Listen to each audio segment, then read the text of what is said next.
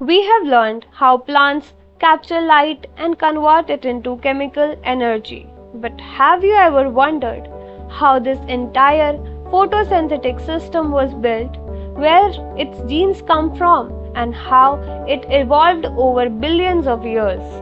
In this video, we dive deep into the genetics, assembly, and evolutionary journey of the photosynthetic machinery. Let's start with genetics. Photosynthesis in plants is powered by two genomes, the nuclear genome and the chloroplast genome, a relic of its cyanobacterial past. The chloroplast genome encodes the core protein of reaction centers, cytochrome complexes, ATP synthase, and part of rubisco. But the majority, antenna proteins, enzymes, electron carriers, are encoded in the nucleus. To work together efficiently, these two genomes need to be coordinated. Plants use a dual system of communication. First, anterograde signals flow from the nucleus to the chloroplast. Second, retrograde signals travel from chloroplast to nucleus, triggered by redox changes, ROS, or metabolite levels. Now, how do nuclear encoded proteins even get into the chloroplast? They are made in the cytoplasm and tagged with transit peptides, molecular address labels. These guide them through the TOC outer membrane and TIC inner membrane complexes. Inside, they are properly folded, assembled, and sometimes modified before being inserted into photosynthetic complexes like PS1, PS2, or cytochrome B6F.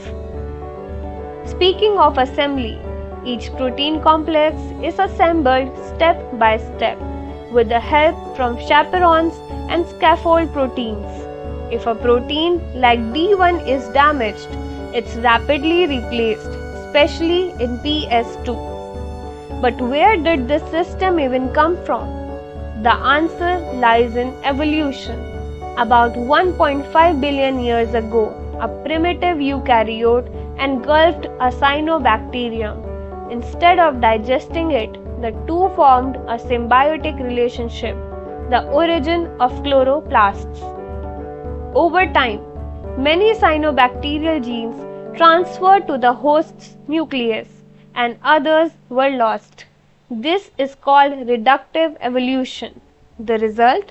A semi-autonomous chloroplast that relies on the nucleus for most of its proteins.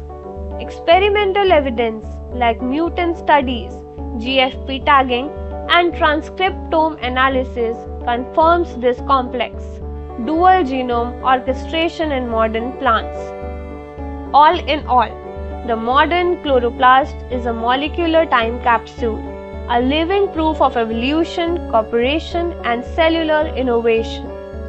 From cyanobacteria to the heart of plant life, the photosynthetic system is a masterpiece of evolution and molecular engineering.